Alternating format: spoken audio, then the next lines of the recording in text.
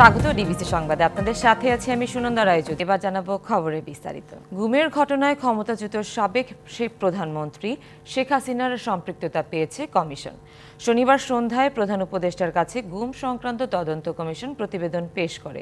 প্রতিবেদনে শেখ হাসিনা ছাড়াও তার সরকারের প্রতিরক্ষা বিষয়ক উপদেষ্টা তারিক আহমেদ সিদ্দিক, এনটিএমসির সাবেক ডিজি জিয়াউল আহসান এবং পুলিশ কর্মকর্তা মনিরুল ইসলাম ও হারুনুর রশিদের নাম পাওয়া গেছে।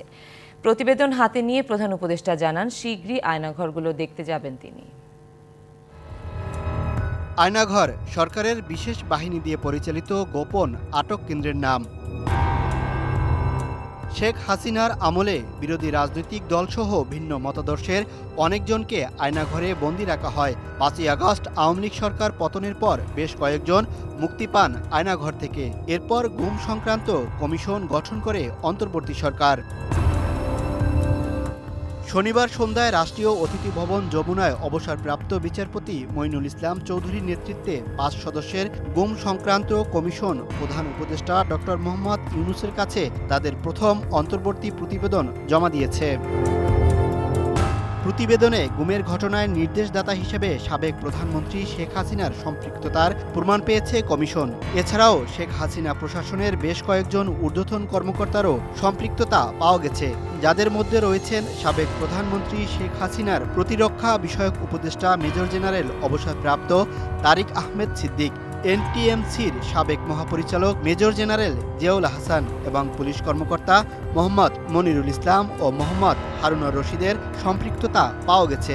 প্রতিবেদনের গুমের শিকার ব্যক্তিদের বিচারিক প্রক্রিয়া শুরুসহ র্যাব বিলুপ্তির সুপারিশ করেছে কমিশন। কমিশনের সদস্যরা জানিয়েছেন, গুমের শিকার অনেকে এখনও শঙ্কামুক্ত হতে পারছেন না। তাদের ওপর এতটাই ভয়াবহ নির্যাতন চালানো হয়েছিল যে তারা এখনও ট্রমায় ভুগছেন। কমিশনের পক্ষ থেকে অধ্যাপক ইউনূসকে আয়নাঘর পরিদর্শনের অনুরোধ জানানো হলে তিনি সম্মতি দেন। Mohaiminul Khan Apu, DBC news, Dhaka. S Alam Bashundhara Beximco Summit Orion group সহ দেশের অন্যতম শীর্ষ 10 ব্যবসায়ী গ্রুপের অর্থ পাচারের অভিযোগে দুদক, এনআরবি, সিআইডির সমন্বয়ে গঠন হয়েছে যৌথ অনুসন্ধান তদন্ত দল। যে দলটি পাচারের অর্থ দেশে ফেরাতে কাজ করবে। অ্যাটর্নি জেনারেল অফিস এই যৌথ দলকে প্রয়োজনীয় আইনি সহায়তা দেবে। কার্যালয় হবে বিএফআই এবং বাংলাদেশ ব্যাংকে। আদিত্য আরাফাতের প্রতিবেদন। আওয়ামী লীগ সরকার ক্ষমতাচ্যুত হওয়ার পর পাচারের অর্থ দেশে ফেরাতে মনোযোগী হয় অন্তর্বর্তী সরকার। এরই মধ্যে গঠন হয়েছে টাস্কফোর্স। সরকার পতনের পর সন্দেহজনক লেনদেন পাওয়ায় এ পর্যন্ত প্রায় ৫৫০ ব্যক্তি ও প্রতিষ্ঠানের অ্যাকাউন্ট ফ্রিজ বা অবরুদ্ধ করেছে Bangladesh financial intelligence unit BFIU। এসব অ্যাকাউন্টে জমা আছে ১৪,৫০০ কোটি টাকা। BFIUর তথ্য বলছে, দেশের অ্যাকাউন্টে সন্দেহজনক লেনদেনের পাশাপাশি সাবেক মন্ত্রী, এমপি, রাজনৈতিক ব্যক্তি ছাড়াও ব্যবসায়ীদের একটি অংশের বিদেশে বিপুল সম্পদের খোঁজ পাওয়া গেছে। আর্থিক গোয়েন্দা ইউনিট BFIUর কাছে S Alam, Beximco group, Bashundhara group, Summit, Orion group, Nassa, Sikder group, Gemcon group, Nabil group এবং আরামিট গ্রুপের চেয়ারম্যান সাবেক ভূমিমন্ত্রী সাইফুজ্জামান চৌধুরী জাবেদের অর্থ পাচারের সুনির্দিষ্ট তথ্য পেয়েছে। আওয়ামী লীগ সরকার ক্ষমতাচ্যুত হওয়ার মাসখানেক পরই এদের বিরুদ্ধে দুদক, সিআইডি আলাদাভাবে অনুসন্ধান শুরু করেছিল। সম্প্রতি গুরুত্ব বিবেচনা করে দুদক, সিআইডি এবং এনবিআরের সমন্বিত যৌথ অনুসন্ধান তদন্ত টিম গঠন করে দেয় অর্থ মন্ত্রণালয়ের আর্থিক প্রতিষ্ঠান বিভাগ। এই টিমের কার্যপরিধিও ঠিক করেছে মন্ত্রণালয়। তাতে বলা হয়েছে, অ্যাটর্নি জেনারেল অফিস যৌথ দলকে আইনি সহায়তা দিবেন। তদন্তের গোপনীয়তা রক্ষা করে এই টিম পাচারের অর্থ দেশে ফেরাতে গঠিত টাস্কফোর্স এবং BFIUকে তথ্য সরবরাহ করবেন। এই যৌথ দলের কার্যালয় BFIU বা বাংলাদেশ ব্যাংকের নির্ধারিত নিরাপদ স্থানে হবে। টিআইবি মনে করে, পাচারের অর্থ দেশে ফেরানো কঠিন হলেও সমন্বিত উদ্যোগে সম্ভব হতে পারে। এটা একটা দীর্ঘ প্রক্রিয়ার বিষয় এবং সেইখানেই যে পারস্পরিক আইনি সহযোগিতার বিষয়টা আছে। ওইসব দেশের এখন বাংলাদেশের বর্তমান প্রেক্ষিতে এক ধরনের সহমর্মিতা আছে, আমাদের আন্দোলনের প্রতি একটা শ্রদ্ধাবোধ আছে, অন্তর্বর্তীকালীন সরকারের প্রতি সহযোগিতার মনোভাব আছে। এই সুযোগটা নেওয়া সম্ভব যার মাধ্যমে যে দীর্ঘ প্রক্রিয়াটাকে একটু টেলিস্কোপিং করে একটা ত্বরান্বিত করা সম্ভব হতে পারে। যৌথ তদন্ত দল গঠনের বিষয়ে তদন্ত সংশ্লিষ্ট কোনো সংস্থার দায়িত্বশীল কেউ ক্যামেরার সামনে কথা বলতে রাজি হননি। স্বাধীনতার পর থেকে কম বেশি অর্থ পাচার হয়েছে বিদেশে। অন্তর্বর্তীকালীন সরকারের শ্বেতপত্র প্রণয়ন কমিটির তথ্য বলছে গত 15 বছরে সবচেয়ে বেশি অর্থ পাচার হয়েছে। 234 বিলিয়ন মার্কিন ডলার পাচার হয়েছে এই সময়ে। এই অর্থ দেশে ফেরানোকে বড় চ্যালেঞ্জ হিসেবে দেখছে সরকার। Aditya Rafat, DBC news, Dhaka. বাংলার লাখো শহীদ ও শতাধিক মায়ের ত্যাগের সঙ্গে মিশে আছে স্বাধীনতার ইতিহাস এবং বিজয়ের আনন্দ। 1971 সালে 9 মাস রক্তক্ষয়ী যুদ্ধে বাংলার শোষিত মানুষ পেয়েছিল নতুন ভূখণ্ড। আসে বিজয়ের আনন্দ। সেই পথ ধরে প্রতি বছর ডিসেম্বর আসে উৎসবের বারতা নিয়ে। 54 বছর আগে অবসান হয় 24 বছরের পাকিস্তানি দুঃশাসনের। শোষণের জাতাকলে নিষ্পেষিত বাঙালি প্রথমবার পায় স্বাধীন দেশে মুক্তির স্বাদ। 24-এর গণঅভ্যুত্থানের সাথে বিজয়ের মাস এবার মিশে গেছে একই মোহনায়, বিশেষ তাৎপর্য বহন করে মানুষের হৃদয়ে। বিজয়ের মাসকে সামনে রেখে রাজধানী ঢাকার পথে ঘাটে মিলছে জাতীয় পতাকার দেখা। ক্রেতা ও বিক্রেতার সমাগম দেখা যাচ্ছে পতাকা ফেরির কাছে। ছোট বড় সবাই কিনছেন বিজয় অর্জিত লাল সবুজ পতাকা। বিজয়ের মাস, এই জন্য আমরা পতাকা কিনেছি। এই মন বিজয় দিবস আমার বাইকের সামনে দিয়ে লাগাবো, ভালো দেখা যাবে এটার জন্য। 24 ও 71-এর অনন্ত বিজয় প্রতিদিন পালন করতে অনেকেই প্রতিনিয়ত লাল সবুজ রঙে নিজেকে সাজিয়ে নিচ্ছেন। কেউ বা মাথায় লাল সবুজের পতাকা জড়িয়ে বিজয় আবরণে জড়াচ্ছেন নিজেকে। বিজয় অর্জনটা আসলে প্রত্যেক দিনের একটা প্র্যাকটিস এবং এটার একটা চর্চা থাকা উচিত, যাতে করে 100 বছর পরেও আপনার মনে হবে আপনি বিজয়ী। আমার কাছে, আমার পরিবারের কাছে প্রতিটি দিনেই বিজয় দিবস। বাবা মাকে সাথে নিয়ে ছোটরাও বিজয়ের মাসকে স্মরণে ব্যস্ত। মজা লাগে। মজা। 2 দিবসকে সামনে রেখে জমজমাট হয়ে উঠেছে সোহরাওয়ার্দী উদ্যানের ছোট ছোট দোকানগুলো। আসে ঘুরতে আসে, অনেক দূরে দূরে থেকে মানুষ আসে, কেনা বেচা অনেক ভালো। এই দিবসগুলো বেচা কেনা একটু ভালো হয়, লোকজন ফ্রি থাকে, একটু আসে বেশি। যে কোনো দিবসেই ফুলের গুরুত্বটা থাকে অন্যরকম, এবারও তার ব্যতিক্রম নয়। বুদ্ধিজীবী দিবস ও বিজয় দিবসের জন্য ফুলের দোকানেও ভিড় দেখা যায়। বুদ্ধিজীবী দিবস ও 16 ডিসেম্বর আমাদের ব্যবসা বাণিজ্য মোটামুটি ভালোই যাচ্ছে। লাস্ট ইয়ারে তো এমন অর্ডার পাই নাই, এখন আশাবাদী। শাহবাগে সব ধরনের ফুল পাওয়া যায়, এই জন্য এখানে আসা। বিজয় এমন এক আনন্দ যা সবার মাঝে নতুন রং এনে দেয়, আর সেই রঙেই রঙিন হয় দেশ এবং দেশের প্রতিটি নাগরিক। শুধুমাত্র পতাকার লাল সবুজ রঙেই নয়, রংধনুর 7 রঙের সাথেই চলে বিজয় উদযাপনের প্রস্তুতি। মানজু মাফরুজ, নীলিমা, ডিবিসি নিউজ, ঢাকা।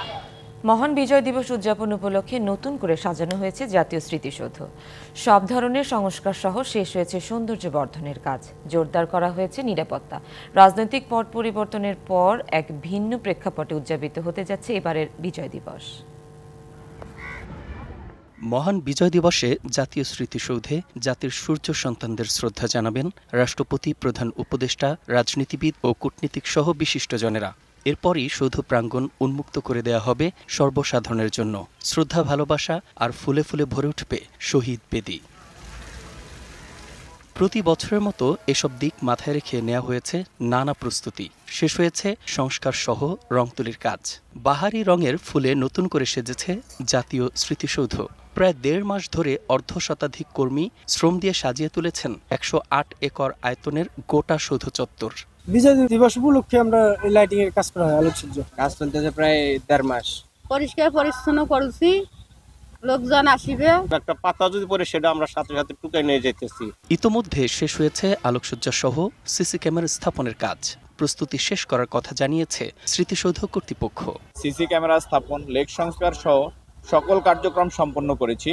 মহামান্য রাষ্ট্রপতি, মাননীয় প্রধান উপদেষ্টা এবং উপদেষ্টা মণ্ডলী সহ সকলের শ্রদ্ধা নিবেদনের জন্য স্মৃতিসৌধ পুরোপুরি প্রস্তুত রয়েছে। এদিকে দিবসটি ঘিরে নিরাপত্তা ব্যবস্থা জোরদার করেছে আইনশৃঙ্খলা বাহিনী। স্মৃতিসৌধ সহ আশপাশের এলাকায় বাড়ানো হয়েছে গোয়েন্দা নজরদারি। 10 দিন আগে থেকে আমাদের নিরাপত্তা ব্যবস্থা চলতেছে। আমরা সাদা পোশাকে নিরাপত্তা ব্যবস্থা, বিভিন্ন নিরাপত্তা আমরা দিয়ে আসতেছি। শেষ হওয়া অবধি এই ব্যবস্থা চলমান থাকবে, অব্যাহত থাকবে। মহান বিজয় দিবস উদযাপন উপলক্ষে পরিষ্কার পরিচ্ছন্নতা ও ভিআইপি নিরাপত্তার জন্য ৮ই ডিসেম্বর থেকে জাতীয় স্মৃতিসৌধে বন্ধ রয়েছে দর্শনার্থীদের প্রবেশ। DBC news desk. Cumilla, Magura ও বাগেরহাটের শত শত নারী, পুরুষ ও শিশু হত্যার পর মাটি চাপা দেয় হানাদার বাহিনী। স্বাধীনতার পর এসব জেলায় মাটি খুঁড়ে পাওয়া গেছে মৃত মানুষের হাড়, কঙ্কাল ও মাথার খুলি। স্বজন হারানোদের চাপা কান্নায় আজও দগদগে ক্ষত বয়ে বেড়াচ্ছেন এখানকার মানুষ। মুক্তিযুদ্ধের চেতনায় আগামী প্রজন্মকে উদ্দীপ্ত করতে এসব গণকবরের স্মৃতিচিহ্ন সংরক্ষণের দাবি স্থানীয়দের। কুমিল্লার লাকসাম রেলওয়ে জংশনের লাগোয়ায় প্রায় ২০০০ ফুট এলাকা জুড়ে কালে সাক্ষী হয়ে আছে এই বধ্যভূমি। অন্তত ১০,০০০ নারী পুরুষকে নির্যাতন ও হত্যার পর মাটি চাপা দেওয়া হয় এখানে।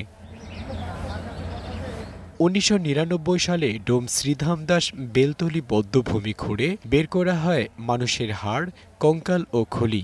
ঢাকায় মুক্তিযুদ্ধ জাদুঘরে সংরক্ষণ করা হয়েছে মুক্তি সেনাদের এসব দেহাবশেষ। ওই দিন মতন দিন আর কোনোদিন আসে নাই। মিডিয়ার আমরা স্টুডেন্ট পার্টিরা আইসা এফএফের লোক আইসা এখানে বাংকার করছি। মাগুরা জেলার মোহাম্মদপুর, শ্রীপুর ও শালিখা উপজেলায় ছড়িয়ে ছিটিয়ে আছে প্রায় শতাধিক বধ্যভূমি ও গণকবর। স্থাপনা, নদী ভাঙন ও ময়লা আবর্জনার ভাগাড়ে চাপা পড়ে আছে এসব অমূল্য স্মৃতিচিহ্ন। স্বাধীনতার ৫৩ বছর পরও অনেক বধ্যভূমি ও গণকবর সংরক্ষণ না করায় লোকচক্ষুর অন্তরালে চলে যাচ্ছে মুক্তিযুদ্ধের বিজয়গাথা। নতুন প্রজন্মের অনেকেই জানে না এসব বধ্যভূমির অবস্থান।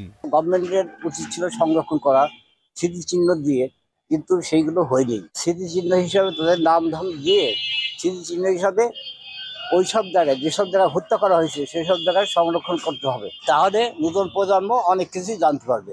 বাগেরহাটের ডাক বাংলো ঘাট, শাঁখারীকাঠি, মঘিয়া, চিতলমারির ১০ মহলে বধ্যভূমিগুলোকে চিহ্নিত করে স্থাপিত হয়েছে শহীদ স্মৃতিফলক।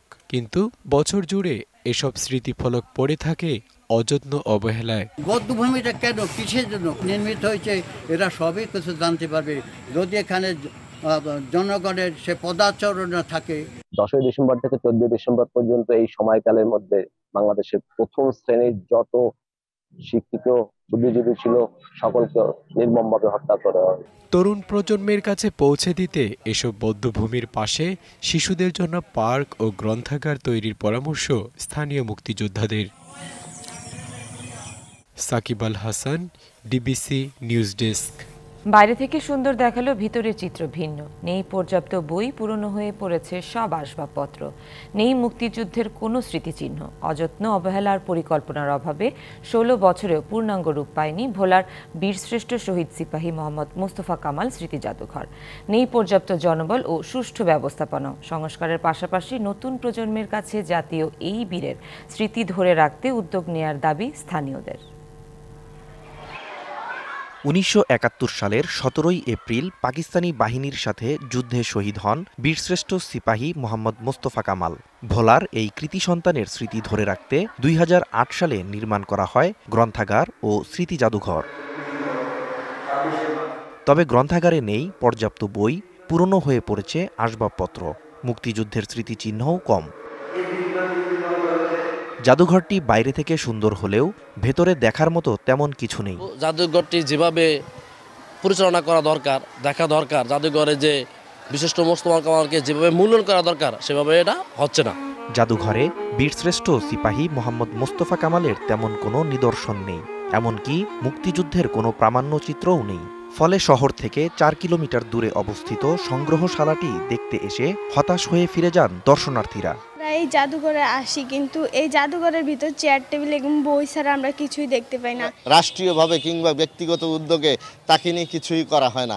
বর্তমানে জাদুঘরটির দেখভালের দায়িত্বে জেলা পরিষদ, কিন্তু রক্ষণাবেক্ষণে নেই পর্যাপ্ত জনবল।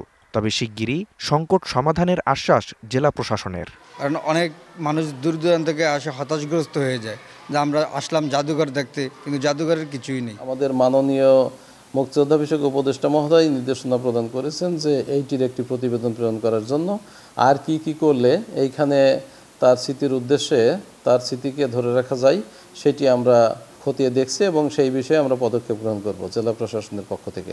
জাদুঘরটি সংস্কার ও আধুনিকায়নের পাশাপাশি নতুন প্রজন্মের কাছে বীরশ্রেষ্ঠ সিপাহী মোহাম্মদ মোস্তফা কামালের স্মৃতি তুলে ধরতে বিশেষ দিনগুলোতে স্মরণ সভা করার দাবি স্থানীয়দের। DBC news desk. বৈষম্যহীন ও অসাম্প্রদায়িক বাংলাদেশ গড়ে তোলার জন্য সবার প্রতি আহ্বান জানিয়েছেন বিএনপির ভারপ্রাপ্ত চেয়ারম্যান তারেক রহমান। তিনি বলেন, শারীরিক প্রতিবন্ধকতার জন্য আগামী বাংলাদেশে কেউ যেন বাধাগ্রস্ত না হয় সেদিকে লক্ষ্য রাখতে হবে। আন্দোলন সংগঠনে নির্যাতিত হয়েছে, কিন্তু শনিবার বিকেলে রাজধানীর আগারগাঁওয়ে এলজিআরডি ভবনে আয়োজিত অনুষ্ঠানে ভার্চুয়ালি যুক্ত হয়ে প্রতিবন্ধী নাগরিকদের সঙ্গে মতবিনিময় করেন বিএনপির ভারপ্রাপ্ত চেয়ারম্যান তারেক রহমান। প্রতিবন্ধীদেরকে নির্যাতিত করা হয়েছে পুলিশের মাধ্যমে। বলেন, শারীরিক প্রতিবন্ধকতার জন্য আগামীর বাংলাদেশে কেউ যাতে বাধাগ্রস্ত না হয় আহ্বান জানান বৈষম্যহীন অন্তর্ভুক্তিমূলক সমাজ বিনির্মাণের। আপনাদের সেই সাহস, সংকল্প ও শক্তি আমাদের জন্য প্রেরণার উৎস, অনেক মানুষের জন্য। এটি আমাদের উদ্বুদ্ধ করে একটি সাম্য, মানবিক মর্যাদা এবং সামাজিক সুবিচারের ভিত্তিতে অন্তর্ভুক্তিমূলক একটা বৈষম্যহীন বাংলাদেশ গড়ে তোলার লক্ষ্যে কাজ চালিয়ে যেতে। প্রচলিত সুবর্ণ নাগরিক কার্ডকে গতিশীল করে আগামীতে স্বাস্থ্য বীমা, শিক্ষাবৃত্তি, পরিবহন ডিসকাউন্ট সহ অন্যান্য সামাজিক সুবিধা যুক্ত করা হবে বলেও জানান বিএনপির ভারপ্রাপ্ত চেয়ারম্যান। আমরা গণপরিবহন এবং বিভিন্ন সরকারি বেসরকারি স্থাপনাকে প্রতিবন্ধী ব্যক্তিদের জন্য উপযোগী করে গড়ে তোলার লক্ষ্যে একটি সমন্বিত পরিকল্পনা গ্রহণ করতে চাই। পাশাপাশি সরকারি চাকরিতে এই সকল মানুষেরাদের জন্য একটি নির্দিষ্ট অংশীদারিত্ব নিশ্চিত করার একটি পরিকল্পনাও আছে আমাদের ভিতর। স্বাস্থ্যসেবার উন্নয়নে প্রতিটি জেলা সদর হাসপাতালে বিশেষায়িত স্বাস্থ্যসেবা ইউনিট স্থাপনের চেষ্টা করা হবে বলেও জানান তারেক রহমান। জেলা সদর হাসপাতালে বিশেষায়িত স্বাস্থ্যসেবা ইউনিট স্থাপনের চেষ্টা করব। Kamrul Hasan, DBC news, Dhaka. ছাত্রীকে কুপ্রস্তাব দিয়ে গিয়েছিলেন কারাগারে। অনিয়ম, স্বেচ্ছাচারিতা, নিয়োগ বাণিজ্যে হয়েছেন দুর্নীতির বরপুত্র। 5 শিক্ষক সম্মাননী না পেলে টিউশন ফির টাকা আত্মসাৎ করেছেন একাই। স্থানীয় আওয়ামী লীগের সাথে আঁতাত করেই প্রভাবশালী হয়ে ওঠেন রংপুরের চম্পাতলী উচ্চ বিদ্যালয়ের প্রধান শিক্ষক আব্দুর রাজ্জাক। আব্দুর রাজ্জাক সরকার 1992 সালে সহকারী শিক্ষক হিসেবে যোগ দেন বদরগঞ্জের চম্পাতলী উচ্চ বিদ্যালয়ে। পরবর্তীতে এমপি ও আওয়ামী লীগের সাথে সখ্যতা গড়ে দায়িত্ব নেন প্রধান শিক্ষকের। এরপর থেকেই বেপরোয়া তিনি। 2011 সালে নারী কেলেঙ্কারির দায়ে প্রথমবার সাময়িক বরখাস্ত হন। বেশ কয়েকবার অভিযুক্ত হন একই দায়ে। গেল বছর এক শিক্ষার্থীকে হেনস্থার অভিযোগে জেলে যান তিনি। 40 দিন কারাভোগ করেও প্রভাব খাটিয়ে হন পুনর্বহাল। প্রতিবাদে সমাবেশ, ঝাড়ু মিছিল হলেও নেওয়া হয়নি ব্যবস্থা। ছাত্রীকে ইফটিজিং করার দায়ে জনরোষে পড়িয়ে তার বিরুদ্ধে বিক্ষোভ মিছিল, ঝাড়ু মিছিল হয়েছে, এই মাঠেই হয়েছে। জেল থেকে বেরোর পরে আবার একটা কূটকৌশলের মাধ্যমে আবার উনি স্বপদে ফিরে আসেন। এছাড়াও রয়েছে নিয়োগ বাণিজ্য, দুর্নীতি, স্বেচ্ছাচারিতার অভিযোগ। আজ পর্যন্ত আমরা একটা টাকাও টিউশন ফি পাই না। টাকা প্রধান শিক্ষক তোলেন। আমার সাথে অনেকেই এমপিভুক্ত হলো, আমি এমপিভুক্ত এখনো হতে পারিনি। যদিও সব অভিযোগকেই ষড়যন্ত্র বলছেন অভিযুক্ত এই প্রধান শিক্ষক। আমি কোনোদিন অর্থ চাই নাই, আমাকে কেউ প্রমাণ দিতে পারবে না আমি এই ধরনের কোনো কার্যকলাপের সাথে জড়িত নই। আন্দোলন আসলে বলতে এটা কিছু ষড়যন্ত্র ছিল। তদন্ত করে ব্যবস্থা নেওয়ার আশ্বাস শিক্ষা কর্মকর্তার। আমাদের যে উপজেলা মাধ্যমিক শিক্ষা অফিসার আছে এবং চলমান যে তদন্ত প্রক্রিয়া আমরা বিভিন্ন প্রতিষ্ঠানে করতেছি, সেগুলোর মধ্যে আসলে এটি আছে কিনা, না থাকলে আমরা এই বিষয়টা অবশ্যই আমি খতিয়ে দেব। অভিযোগ প্রমাণিত হলে দ্রুত তার বিরুদ্ধে ব্যবস্থা নেওয়ার দাবি স্থানীয়দের। মাজিদ মাসুদ, ডিবিসি নিউজ, রংপুর। নতুন করে ভ্রমণজনিত কোনো নিষেধাজ্ঞা না থাকায় পর্যটন বাড়ছে পার্বত্য জেলা বান্দরবানে। প্রাণ ফিরেছে পর্যটন স্পট এবং হোটেল মোটেলগুলোতে। পরিস্থিতি স্বাভাবিক থাকলে এবার শীত মৌসুমে আশানুরূপ পর্যটকের সমাগম ঘটবে বলে আশা খাত সংশ্লিষ্টদের। পর্যটকদের নিরাপত্তায় প্রশাসনের পক্ষ থেকেও নেওয়া হয়েছে ব্যবস্থা। প্রায় 1 মাস পর 6 নভেম্বর থেকে পর্যটক ভ্রমণে নিষেধাজ্ঞা তুলে নেওয়া হয় বান্দরবানের রুমা, রুয়াংছড়ি ও থানচি ছাড়া বাকি 4 উপজেলায়। নিষেধাজ্ঞা তুলে নেওয়ার পর থেকে ভ্রমণ পিপাসুদের সমাগম বেড়েছে মেঘ, পাহাড় আর ঝর্ণার মিতালি গড়া পার্বত্য এই জেলায়। মেঘলা, চিম্বুক, নীলগিরি, নীলাচল এখন মুখর পর্যটকদের পদচারণায়। বান্দরবনের এই নৈসর্গিক সৌন্দর্য দেখার জন্য, উপলোকন করার জন্য সপরিবারে চলে আসছি। এই স্পটে আসার পর আমাদের খুব ভালো লাগছে এবং অন্যরকম একটা অনুভূতি এই জায়গার। নর্মালি বান্দরবান যেদিকেই তাকাই ওইদিকেই সুন্দর। হ্যাঁ, তো ভিউ এর জন্যই আসি, এত সুন্দর, এত বেশি গাছ। এবং বান্দরবানের আমরা যেদিকে থাকি সেদিকেই তাই সুন্দর লাগে, আমাদেরকে আকর্ষণ করে আর কি। কেবল কার উঠলাম বাচ্চাদেরকে আনন্দ দেওয়ার জন্যই কিন্তু আমাদের মূলত এখানে ওঠা। ভ্রমণ পিয়াসীদের আনাগোনা বেড়ে যাওয়ায় প্রাণ ফিরেছে এতদিন ধরে পর্যটক শূন্য হোটেল মোটেলগুলোতেও। স্কুল কলেজগুলিতে শীতকালীন ছুটি চলছে, তাছাড়া সামনে বড়দিনের ছুটি, সব মিলিয়ে পর্যটনের সংখ্যা এখানে দিন দিন বৃদ্ধি পাচ্ছে। আমাদের অ্যাসোসিয়েশনের পক্ষ থেকে পর্যটকদের সর্বোচ্চ সেবা প্রদানের জন্য আমরা প্রত্যেকটা হোটেল রেস্টুরেন্ট মালিকদেরকে প্রয়োজনীয় দিক নির্দেশনা দিয়েছি। বাকি 3 উপজেলায় ভ্রমণ নিষেধাজ্ঞা তুলে দিলে ঘুরে দাঁড়াবে পাহাড়ের পর্যটন খাত, এমনটাই প্রত্যাশা সংশ্লিষ্টদের। DBC news desk. উত্তরের জেলা পঞ্চগড়ে নেমেছে হাড় কাঁপানো শীত। 3 দিন ধরে বয়ে যাচ্ছে মৃদু শৈত্যপ্রবাহ। শীতে বিপর্যস্ত জনজীবন। এ নিয়ে বিস্তারিত জানাতে আমাদের সাথে যুক্ত হচ্ছেন সহকর্মী আবু সালে রায়হান। রায়হান, আজকে পঞ্চগড়ের তাপমাত্রা কত আর শীতে দুর্ভোগ কেমন দেখছেন জানাবেন। জি, উত্তরের জেলা পঞ্চগড়ে কিন্তু বরাবরের মতো এবারেও শীতের দাপট আমরা গত সপ্তাহ 3 ধরে লক্ষ্য করছি। এরই ব্যতিক্রম আজকে কিন্তু কিছুটা ঘটেছে, কারণ গত 3 দিন ধরে শৈত্য প্রবাহ চলমান থাকলেও আজকে কিন্তু সকাল থেকে কুয়াশার পরিমাণ অনেকটাই কম ছিল। সেই সাথে আমরা দেখেছি যে সকাল 8টার পর থেকে কিন্তু সূর্যের দেখা মিলেছে, ফলে জনমনে কিন্তু গত কয়েকদিনের তুলনায় কিছুটা স্বস্তি ফিরেছে এবং মানুষজনের যে শীত, তীব্র টানা শীতে যে তাদের যে একটা দুর্ভোগ, সেই গত কয়েকদিনের দুর্ভোগটা থেকে কিছুটা জনমনে স্বস্তি ফিরেছে। এবং প্রতিনিয়তই কিন্তু এ জেলায় সর্বনিম্ন তাপমাত্রা রেকর্ড করা হয়, এবারও কিন্তু ব্যতিক্রম নয়। আজকে জেলার তেঁতুলিয়ায় কিন্তু জেলার সর্বনিম্ন তাপমাত্রা রেকর্ড করা হয়েছে 9.6 ডিগ্রি সেলসিয়াস। জেলা জুড়ে কিন্তু প্রতিনিয়তই শীতের দাপট কিন্তু বয়ে যাচ্ছে।